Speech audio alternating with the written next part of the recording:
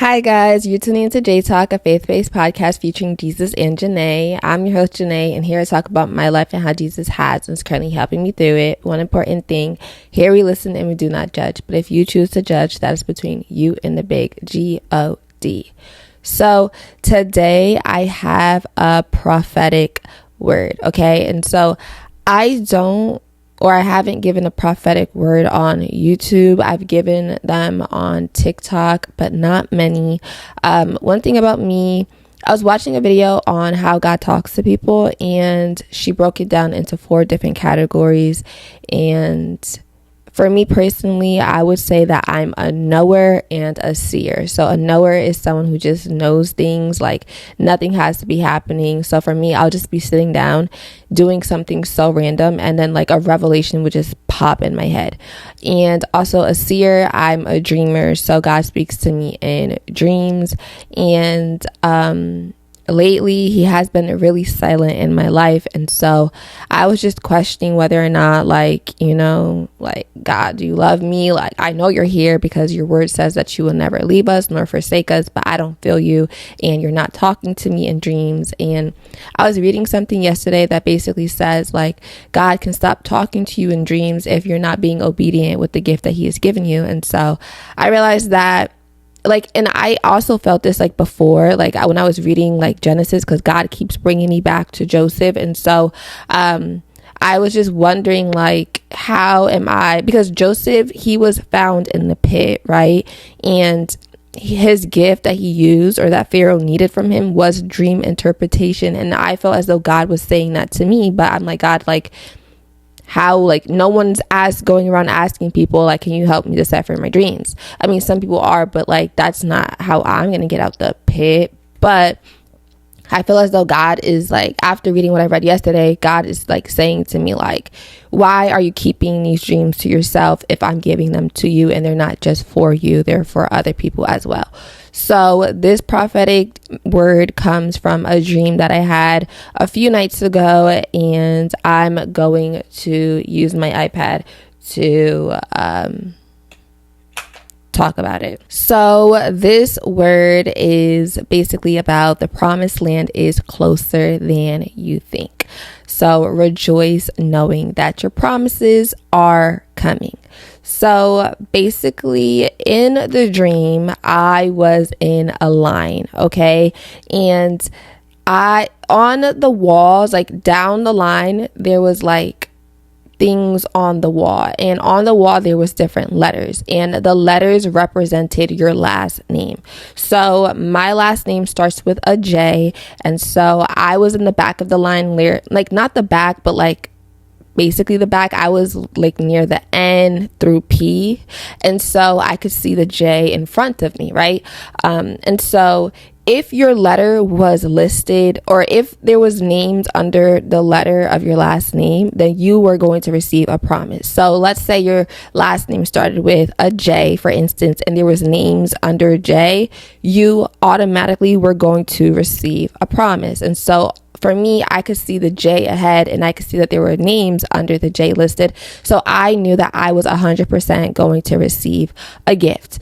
But for instance, the people behind me, they did not have, they were standing in their letters, and there was letters, let's say the letters were I don't know, V, your last name started with the V. There was no names under V, and it was T through V or whatever, right? So they were not going to receive anything because there was nothing listed under their letter. However, everybody that was in line was going to receive something, because there was something going on where it's the first 100 people in line were going to receive something. So everybody that was already in line was 100% going to receive something, but the people in the back, they were not going to receive it until they got all the way to the front of the line, because the person who was handing out the gift was all the way in the front of the line. Okay, so all the way in front of the line represents the promised land. So they had to wait a long time, but because they knew that they were going to receive something, because they were already in line, they were happy. Behind me, they were talking, they were joyful, they were happy, right?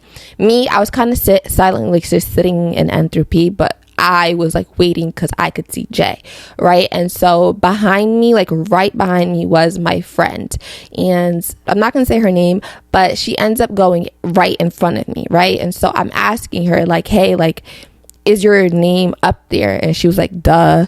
And so I was just like, okay, like I didn't think anything of it. And in the dream, I did not know her last name, so I didn't know where she was headed, right?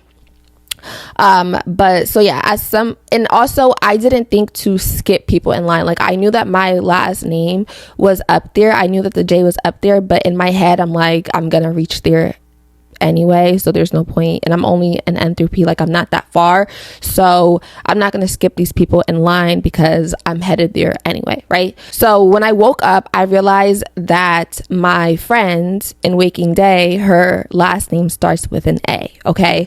But in the dream, she didn't go all the way to A, she went right in front of me. But I was moving closer to J, where I definitely knew I was getting something, and I don't remember what the gift was. I'm not going to lie. I don't remember what the gift was, but I think that's on purpose. So when I woke up, I looked up the biblical name of my friend, and it means fertile land. Okay. Promised land, milk and honey. So I looked up her name, and that's what it meant. It meant fertile land. So the fertile land, the promised land, milk and honey. And so basically what I got from the dream, I had to wake up and I had to write everything down.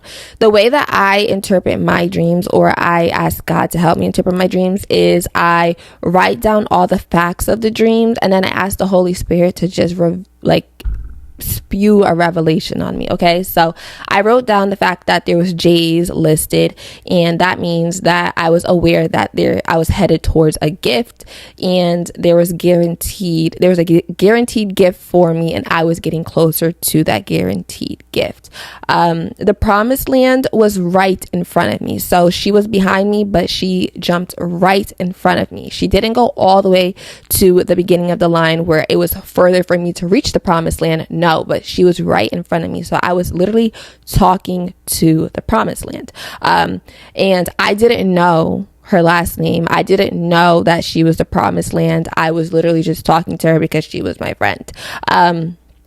And then the people behind me, even though they didn't have anything listed under their letters, they were still rejoicing and happy because they knew that they were guaranteed something as well, because they were the first 100 people in line. So if anyone was to come after them whose last name started with a V or a W or whatever the case is, they were not going to receive anything.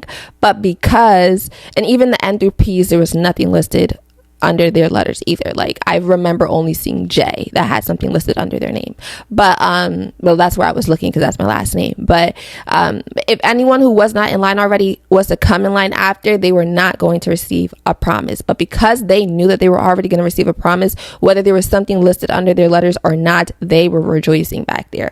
And so what God gave me is that you know that God has promised you something and you're waiting, okay? And so you feel as though you should be ahead. So I was looking ahead and thinking I should be ahead because my letter is up there. Like, why am I all the way back here? Right? But even though you feel as though you should be ahead, you are waiting patiently. In the dream, I did not think to cut anyone. In my mind, I wasn't rejoicing like the other people in the back. I literally wasn't talking at all. The only thing I said throughout the dream was, is your letter up there? To my friend when she jumped right in front of me, and she said, duh. Okay, that's the only thing I said in the dream. Okay, so in the dream, I was unaware of where the promise belonged. I didn't know where my friend belonged. Okay, I didn't know if I didn't know where she was going. I didn't know her last name, so I didn't know where she belonged, right?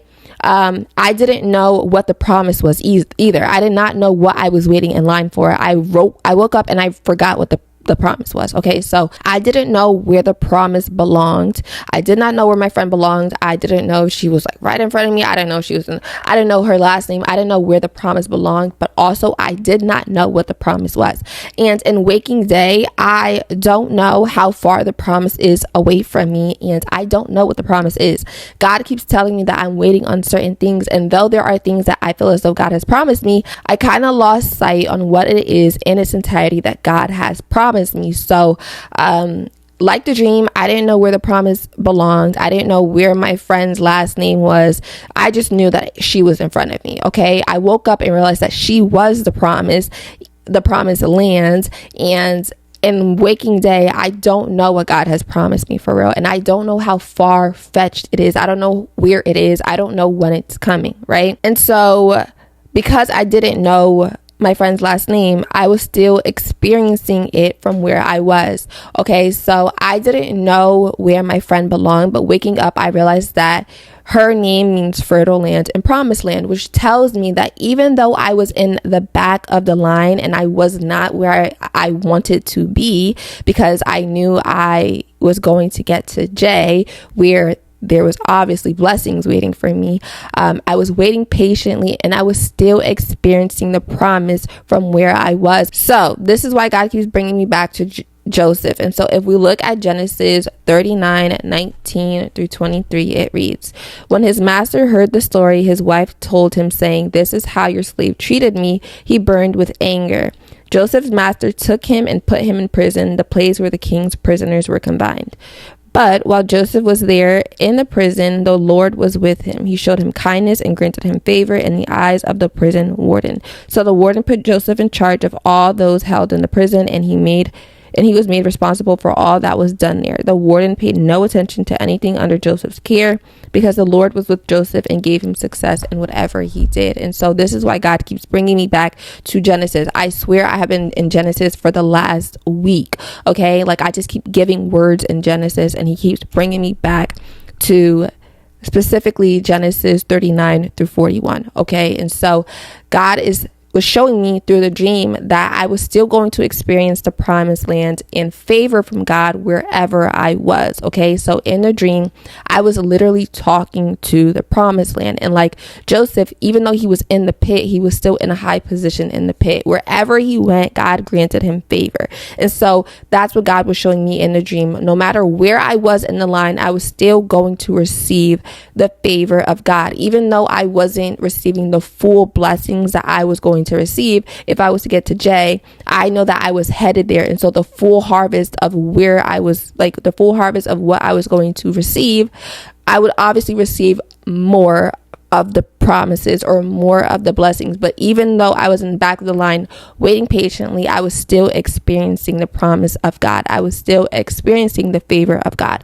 Okay. And so God was telling me that he wants me, that I'm exactly where I'm supposed to be, because I'm still experiencing the promises of God from where I am in the line, even though I haven't reached my full harvest yet. And so he was letting me know that I need to be like the people behind me, and I need to have faith that even though I do not see anything, there is still something waiting for me, because God chose me to receive the something. So I have to wait knowing that it's been promised. The people behind me, they didn't see anything under their letter, but they still had faith that they were going to receive something, because the person told them that the first 100 people get something. And so same thing for me, even though I don't see the promise in waking land, even though in waking day, even though you don't see the promise awake, you don't see the promise right now, understand that God has promised you something. And Luke 1:37 says that for no word from God will ever fail. So even though you don't see anything, that does not mean that you're not going to experience the promises that God has given you. Okay, so you must have faith and you must rejoice in the waiting. The people behind me were super happy, even though there was nothing under their letter. They still knew that they were going to receive something, and though they had to wait all the way till they got to the front of the line, they were still happy because they know that they were going to receive something. And so God was telling me the same thing. You need to rejoice in the waiting, and you need to just be happy, have joy that God has promised me something, and that I am guaranteed a blessing when I reach the place that God has appointed me to reach. And so for confirmation, when I was done reading the dream on the phone, I looked up the time. It was 5:36 a.m. and 5:36 in Strong's Concordance means first fruits. And what it says about first fruits is that first fruits points to the very first portion of a larger harvest that is set apart for God. So the first portion of a larger harvest, the portion that I was receiving in and through P, it wasn't the full harvest. It was the first sets, the first fruits. Okay. I was experiencing the promised land all the way in the back of the line and through P, but it wasn't the full harvest that I was going to receive at J, okay, or even A at the beginning of the line where people were still passing stuff out. So in biblical thought, this is first share. It carries two inseparable ideas: consecration, it belongs to the Lord, and guarantee, it pledges the full harvest to come. So the full harvest is still to come. Okay, so even though you may not feel as though you are receiving what God has promised you, understand that even from where you are still receiving the promises of God and the favor of God. And so look around your life where you can recognize favor of God, where you can recognize even small blessings, okay, because the full harvest is still yet to come. And that was this prophetic word. I don't really like giving prophetic words because I feel as though a lot of people just cling to a word. And also, I don't like saying God says if I'm not 100% God said it. You know what I'm saying? Like, I'm not just out here giving prophetic words because they usually go viral. I'm very careful about what I say.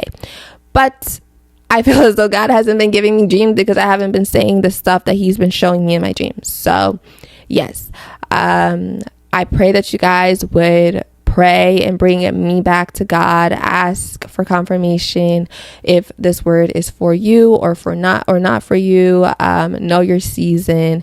And with that, I pray everyone watching has a blessed rest of their day. And in Jesus' name I pray, amen.